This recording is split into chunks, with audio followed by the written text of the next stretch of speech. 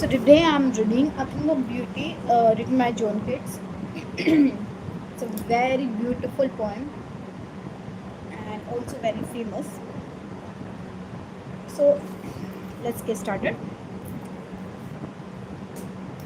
A thing of beauty is a joy forever. Its loveliness increases. It will never pass into nothingness, but will keep a bower quiet for us and a sleep full of sweet dreams and health and quiet breathing. Therefore, in every morrow, we are breathing a flowery band to bind us to the earth, spite of despondence, of the inhuman dirt, of noble natures, of the gloomy days, of all the unhealthy and over-darkened days made for our searching.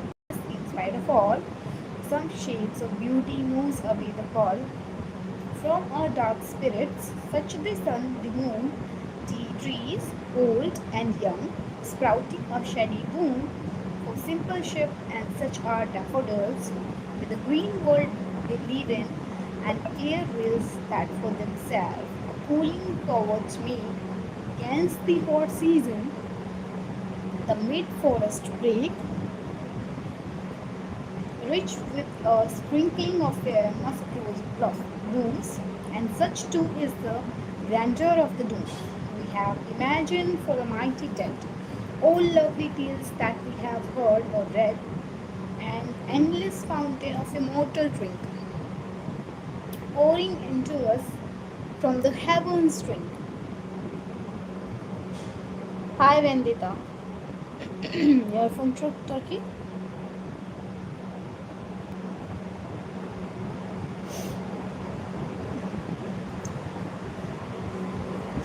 So, introduction of the poet as how happy I am to be turned. That's great. John Keats was a great English poet. He was the son of a London stable keeper. His interest in literature was awakened in the last years of school life. He was apprenticed to a surgeon, but he continued reading poetry avidly. Hi Vandita.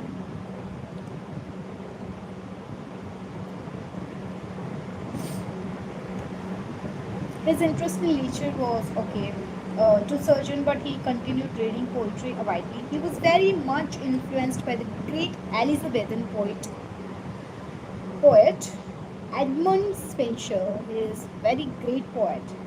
Spenser Keats, John Keats' first volume of poem was published in 1870. Okay, it was very indifferently received. It was followed by Endymion. This was subjected to severe criticisms. At about this time, he fell in love with the Fanny Brown, whom he could marry, him whom he could not marry. This was a distracting time for him. Obviously, he distracted because he wanted to marry someone and he could not.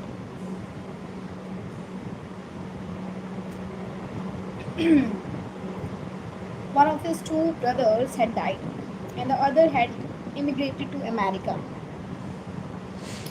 His health was also failing slowly in spite of all this. The year 1819 was a marvelous productive year.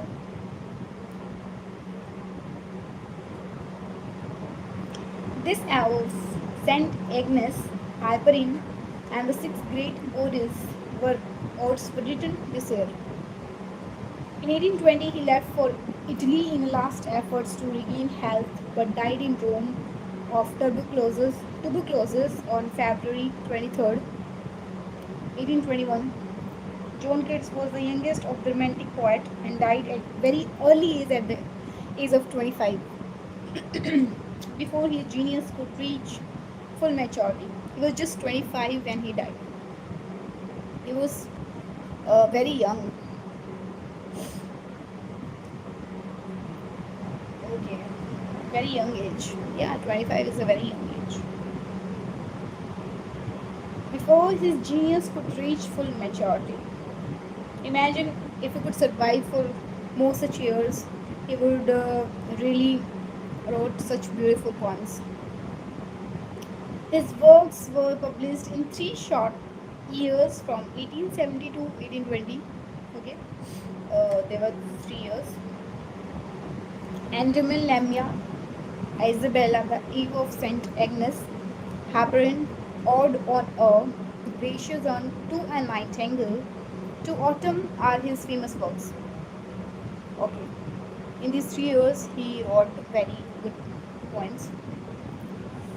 Keats had no other religion except his love for poetry and love for beauty, beauty of nature, beauty of women, beauty of art and literature.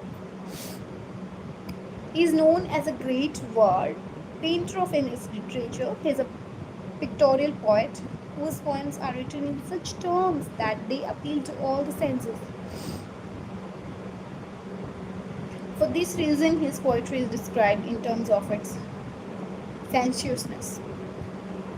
Okay. Now, let me read this one. Okay. If you're a Hindi listener, let me tell you in Hindi.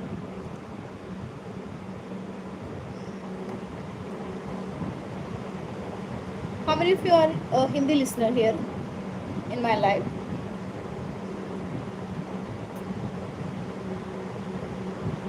Please let me know if you're a Hindi listener.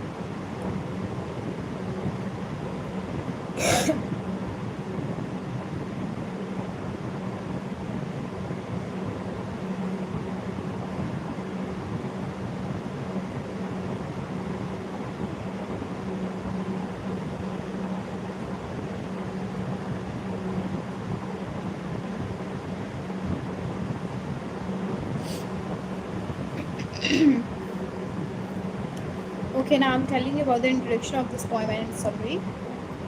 A thing of beauty is about appreciating anything and everything around us. Anything that looks beautiful is a source of joy for us. A beautiful things become more attractive as we keep enjoying it. The more we look closely at its beauty, the more we discover its stunning features. We never forget a thing of beauty as its memory is eased into our minds due to the joy of and loveliness received from it. The after effect of a beautiful thing is that it will always prove to be a source of happiness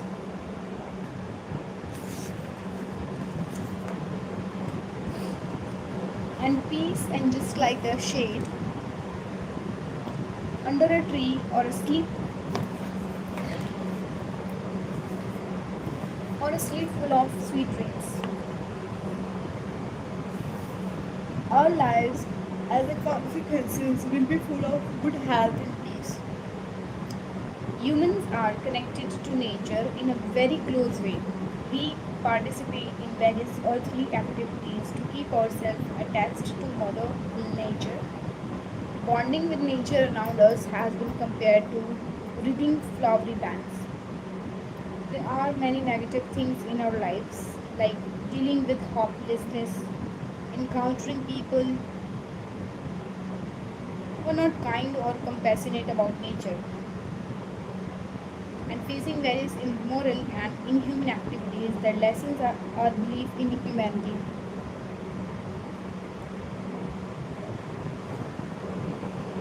Humans are connected to nature in a very close way. We participate in various earthly activities to keep ourselves attached to Mother Nature. Bonding with nature around us has been compared to dreading flowery beds.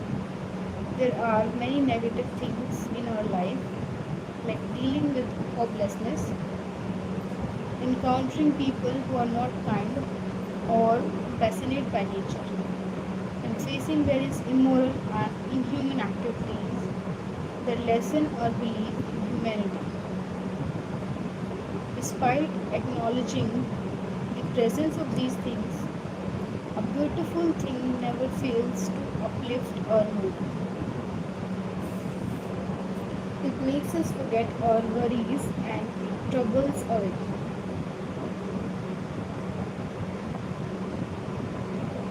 We can find beauty anywhere if we want to see.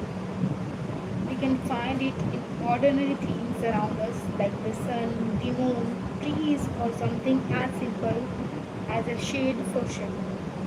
The poet gives more examples to show the richness of beauty around us, like flowers, trees, and the mid forest green. He also points out that we can find beauty in places where we generally do not look, like the reason and circumstances behind the death of mighty heroes and warriors. Beauty exists in intangible things like the stories that we read or hear.